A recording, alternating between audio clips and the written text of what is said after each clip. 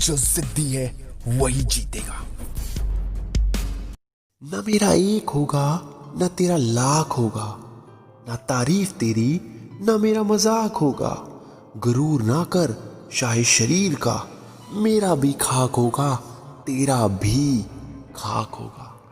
जाने से पहले, इस दुनिया को छोड़ने से पहले एक बार तो हमें कुछ ना कुछ ऐसा करना पड़ेगा जिससे आने वाली पीढ़ी ये कहे कि हाँ, हमारे पप्पा ने कुछ करा है, हमारे बाप ने कुछ जिंदगी में करा है। नहीं तो वो आपकी कभी रिस्पेक्ट नहीं करेगा, कभी आपकी इज्जत नहीं करेगा। और अगर आपने मेहनत कर ली, कुछ बन गए, तो 5 साल बाद लोग आपसे पूछेंगे, ए भाई, इतना पैसा कैसे कमाया इतना पैसा।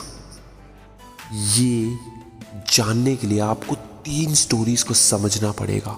इन 3 स्टोरीज से ही मैं आपको बड़े प्यार से समझा दूंगा कि जो चीज़ें आपको हासिल नहीं होती वो क्यों नहीं होती, क्या प्रॉब्लम है उनके ना हासिल होने की वजह, कारण, और क्या ऐसी मजबूरियां हैं जिसकी वजह से हम पीछे रह जाते हैं। इस वीडियो को लाइक कर देना, क्योंकि बाद में आप लाइक करना भूल जाओगे। सबसे पहली चीज़, अपॉर्चुनिटी। वो एक ऐसी अपॉर्चुनिटी जो हमारी लाइफ में एक बार ही आती है और हम उसे या तो मूर्खता समझ के छोड़ देते हैं, मूर्ख होते हैं इसलिए छोड़ देते हैं, या फिर गर्म दिमाग की वजह से छोड़ देते हैं, या फिर हम सोचते हैं यार क्या फ़र्क पड़ता है, मेरे को इतने साल हो गए। धीरे धीरे लवली लवली चलते हैं, ज़्यादा झिंगा मस्ती नहीं करते और उसको, अपॉर्चुनिटी को हम छोड़ देते हैं। एक बारी एक राजा था, उस राजा की सभा में बहुत सारे लोग आते थे। एक दिन ऐसे ही एक आदमी आया उस सभा में। उस आदमी ने बोला कि मैं अपने साथ 2 वस्तु लेकर आया हूँ और मेरे सवाल का अगर आपने जवाब दे दिया तो मैं आपको मान जाऊँगा।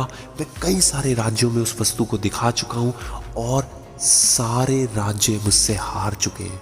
ये बात सुन के राजा ने बोला कि अच्छा चलो 2 वस्तु दिखाओ। तो उसने कहा ठीक है। उस बंदे ने दोनों वस्तु सभा में दिखाई। सभा ओपन में हो रही थी, धूप थी, ठंडियों का मौसम था और एक ओपन हॉल में ऊपर से धूप आ रही थी और ओपन हॉल में सभा में सब बैठे हुए थे और उसने वो सभा में टेबल पे वो दोनों वस्तु रख दी।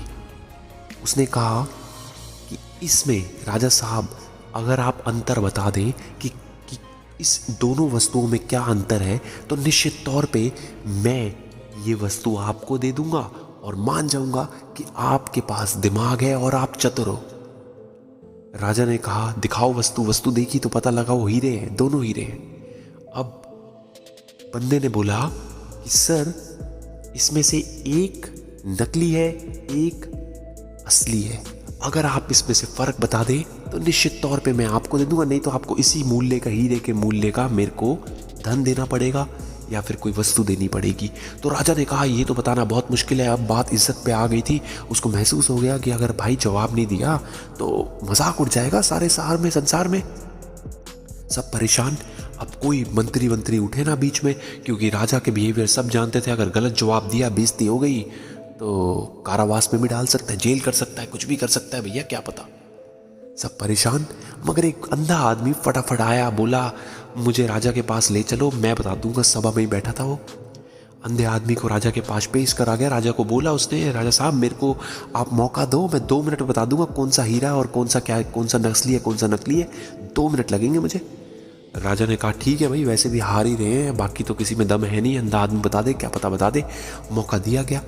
उसने दोनों हीरो को उठाया और दोनों को छू के देखा, बोल दिया फटाफट एक असली है एक नकली है। वो बंदा हिल गया, भाई सही जवाब दे दिया ये बंदे ने तो। राजा को उसने बोला हाँ जी सही जवाब है, मैं हीरा हार गया। तो बाद में उसने पूछा आपने कैसे बता दिया। उसने कहा बड़ी सरल सी बात थी भैया, कांच था और दूसरा हीरा है। कांच धूप में गर्म हो गया, आप धूप में हम बैठे हुए हैं, धूप में कांच हमेशा गर्म होगा, और हीरा नहीं गर्म हुआ इसलिए वो हीरा है। ये बात सुन के सब बहुत खुश हुए। राजा जीत गया भाई, धन जीत गया अच्छा खासा। अब यहाँ से हमें सीखने को मिलता है कि बुढ़े आदमी को भी, अंधे आदमी को भी अपॉर्चुनिटी मिली तो उसने उस अपॉर्चुनिटी को ग्रैब कर लिया फटाफट। लेट नहीं करा, विलंब नहीं करा। यही ज़िंदगी की सीख मिलती है। और दूसरी सीख इससे ये मिलती है कि कभी भी गर्म मत हो। जो इंसान गर्म हो जाएगा वो कभी हीरा नहीं बन सकता। वो कभी अपनी अपॉर्चुनिटी को मूर्खतापूर्ण काम करने से, जो मूर्ख होता है वही गर्म दिमाग का होता है और अपनी गर्म दिमाग की वजह से वो सब कुछ खो बैठता है।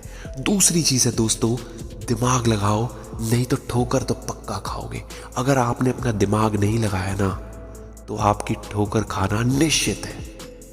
एक बारी एक व्यापारी ट्रेन में जा रहा था। ट्रेन में जाते जाते अचानक उसके पास एक भिखारी आया। उस भिखारी ने उसे बोला, साहब भीख दे दो। तो व्यापारी बोला, भाई मैं तो व्यापारी आदमी हूँ, बिना किसी बात के किसी को कुछ नहीं देता कभी भी किसी को। तो उसने कहा, ठीक है जी, मत दो जी, ठीक है। अब भिखारी को ये बात बहुत बुरी लगी। ट्रेन रुकी, उसने सोचा यार ये तो गलत बेइज्जती होगी, मैं अब कुछ दूंगा, कुछ बदले में तभी भीख मांगूंगा, वरना भीख नहीं मांगूंगा। और उसने क्या करा, उसने कुछ बाग से फूल निकाले और जो जो उसको भीख देता वो उसको फूल दे देता, मतलब बदले में भीख देता। अगर 5 रुपये दिए, 2 रुपये दिए तो उसको एक फूल पकड़ा देता, एक कमल का, या फिर जो भी फूल होते थे फूल पकड़ा देता। कुछ सालों बाद वो व्यापारी दोबारा ट्रेन में ट्रैवल कर रहा था और उसने देखा कि वही सेम बंदा सूट वूट पहन के बैठा हुआ है। और उसने खुद आके व्यापारी से बात करी। उसने कहा, यार तुम तो काफ़ी बदल से गए हो, क्या बात है, ऐसा क्या चेंजेस आ गए जो तुम्हारे पास इतना पैसा कैसे आ गया? उसने कहा, यार तुमने ठोकर मारी ना, बड़ा ज़बरदस्त लेसन मिला मुझे। बहुत से लोगों ने बोला ये कर ले वो कर ले, मैंने भीख को चूज़ करा, मगर मुझे समझ आ गया कि जो मैं फूल उठा के मैंने फूल काटे और 2-3-4 दुकानें खोली, हर जगह जगह बातें, अपने भाई बंधुओं को काम पे लगाया, छोटी छोटी 2 दुकानें खोली हैं। ज़्यादा पैसे नहीं कमाता, मगर इतने कमा लेता हूँ कि भीख से अच्छा महसूस करता हूँ, इज्जत से कमाता हूँ। 4-5 दुकानें खोली है, 60-70 हज़ार रुपये कमा लेता हूँ। मेरे लिए बहुत है, मे भी शायद मेरा बिजनेस कल को आगे बढ़ जाए। मगर आपसे मुझे बहुत कुछ सीखने को मिला और दिमाग लगा लिया, इसीलिए ठोकर आज नहीं खा रहा। इसके बाद दोस्तों तीसरी चीज़ सीखने को मिलती है कि ज़िंदगी में हमेशा खुश रहो। जो इंसान खुश नहीं रहता उसको कुछ नहीं मिलता। एक बार एक औरत थी, उसके पास बहुत पैसा था, सारी महंगी गाड़ियाँ थी, पति था, प्यार करता था, बच्चे थे, सब सुख समाने भर का। फिर भी अंदर से एक खुशी नहीं थी, कहीं कि लगता था कि कुछ अधूरा अधूरा सा है। वो एक बाबा के पास गई।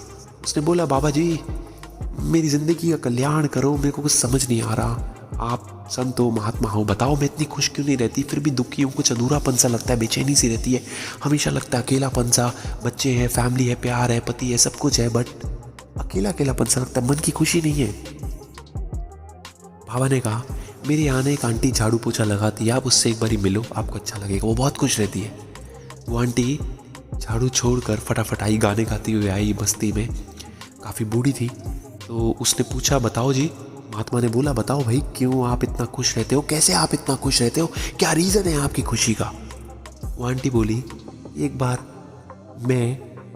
मेरे जो हस्बैंड थे एक्सपायर हो गए, मेरे बच्चे मुझे छोड़ के चले गए, मैं इसी मंदिर में काम करती हूँ और मैं बहुत दुखी थी। फिर मैंने एक बारी एक कुत्ते के पिल्ले को देखा और उसको मैंने बिस्किट खिलाया, वो बहुत खुश हुआ, उसने मेरे पाँव को चाटना शुरू कर दिया। फिर मैंने सोचा इससे, और उससे मेरे को बहुत खुशी महसूस हुई, बहुत अच्छा लगा। फिर उसके बाद धीरे धीरे मैंने लोगों को और चीज़ें बांटनी शुरू कर दी, हर ज़रूरतमंद को उसकी ज़रूरत की चीज़ देनी शुरू कर दी, और इसी से मेरे को सबसे ज़्यादा ज़िंदगी की खुशी मिलती है। दोस्तों कहने का मतलब है, अगर आपको चीज़ों से खुशी ना मिल रही हो तो थोड़ा दान पुण्य करिए, आपको खुशी मिलेगी। खुशी आपके अंदर मिली है और अंदर ही रहेगी। Happiness is a choice. अगर ये वीडियो आपको अच्छा लगे तो उसको लाइक करना।